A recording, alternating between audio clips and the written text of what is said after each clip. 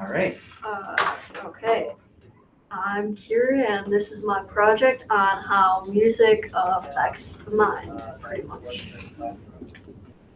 So, yeah, first of all, why does the human civilization listen to music in the first place? So, the first and simplest thing to say is that music will make you feel good, and like, of course, the type of music that will make you feel that way will vary from individual. It helps cultivate different societies and like it affects the brain in so many ways. For example, do you notice if you listen to a certain song and start tapping your foot? That's because music can affect your cerebellum. It also contributes a lot to your limbic system, which is all about emotion, and that's why you will feel the way you do about a certain song, And like what makes you feel that way is often like the lyrics or tone. That's very common. That's mostly all that delivers people to think what they do about a song. So yeah, that will give off emotion too from the limbic system. And generally, when you hear a song you know and enjoy, it will be affecting your memory as well as the limbic system, and that's how it'll allow dopamine into your nerves, therefore making you enjoy listening to that type of music. And then introduction to why and how music affects people. As I said before, music it immediately goes to various parts of your brain. And the main part of your brain that controls emotion is the limbic system, as I noted before. And that's where a song will leave a mark and bring you happiness, and obviously it'll be stored in your memory. Uh, yeah, that's one reason why it affects you. It'll make you feel energized and joyful. Now, maybe a very memorable event, say, happened while you were listening to the song. You hear the song again, and like that same memory will come back to you along with the feeling you had at the time. So, yeah, that's another reason music will bring back memories. Uh, Sometimes the music can have the opposite effect as well. Like, if you dislike a certain song, you might not like the memory it leaves with you, or if the original initial memory is bad, you may gain disapproval for the song, sort of. So, yeah. Then for the personality things, for general traits of personality for people who listen to three genres that I picked out. So, yeah. Before I get into it, some may consider this stereotypical, but it's based on like facts and of like experiments. So yeah, make sure you're aware. And individuals or could be completely different just off of studies and majorities. Classic rock. Okay. There are many different types of classic rock, so this is just incredibly vague, but just general hard rock from the 70s and 80s and 90s. So, yeah, all these different decades will have somewhat different lyrics. Uh, so that will play a major role in how someone looks at it and accepts it.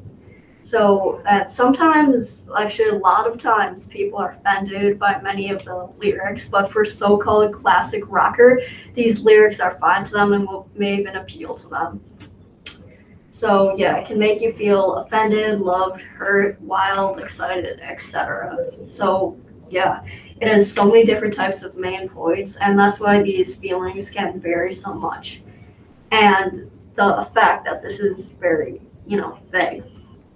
Uh, yeah, but furthermore, moving on to the aspects of personality, the most common trait is one of the most common traits is rebellion, and oh, such a surprise considering rock was like centered and built around rebellion. And yeah, that trait is common for many other genres as well. Another trait is creativity. Generally, that one itself comes with like intelligence and introversion, and not really introverted, meaning shy, not confident in public, but something more just like not real social. Not often suffering from low self-esteem, but is very independent. Classical music. Uh, So the way classical music affects you will obviously depend on if you like the genre or not, just like any other genre. Personally, I don't care for it, but that doesn't mean that it won't like energize you or make you happy or whatever. So yeah, see, this genre varies a lot for like its intensity or calmness, if you will.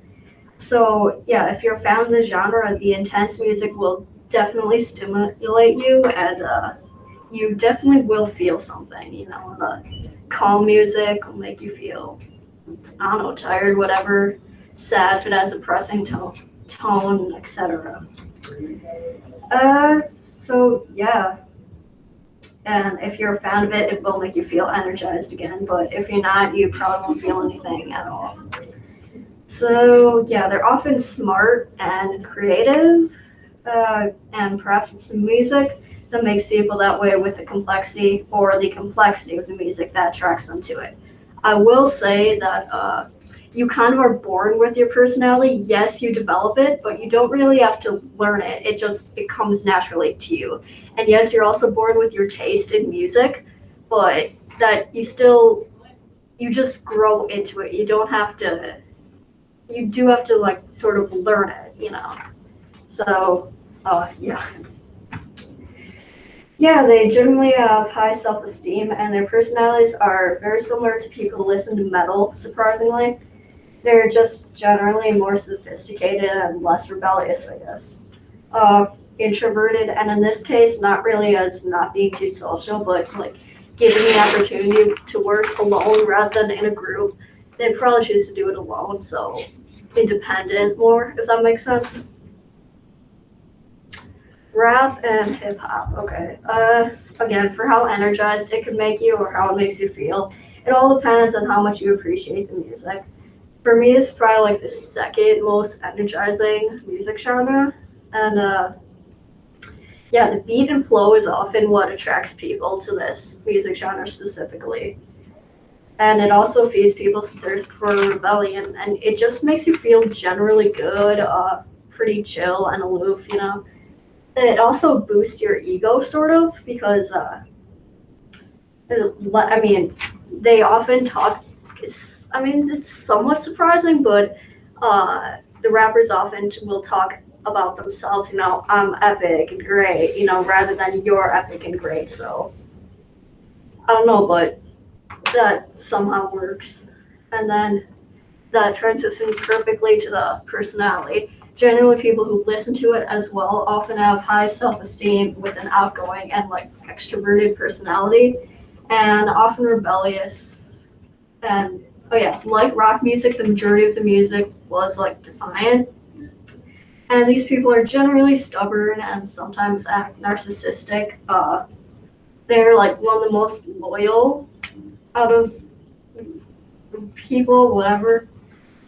Yeah, to other people and the music they enjoy. So yeah. So here are some noteworthy parts of the brain that music affects. The motor cortex, movement such as foot tapping or playing an instrument. The prefrontal cortex, the creation of your expectations and getting satisfaction of them. The nucleus accumbens and the amygdala, emotional reactions to music. Sensory cortex, taking in feedback from, you know, playing an instrument or whatever. Auditory cortex, the analysis and perception of like the tone and lyrics in music. The hippocampus, memory. Visual cortex, reading music, pretty much, yeah. Cerebellum, like I said, movement and somewhat to do with emotional reactions. Oh, the one colorful slide, okay. So the top three most energizing genres to me, and yeah, how they affect me. Alternative and grunge is number one, and again, just generally good.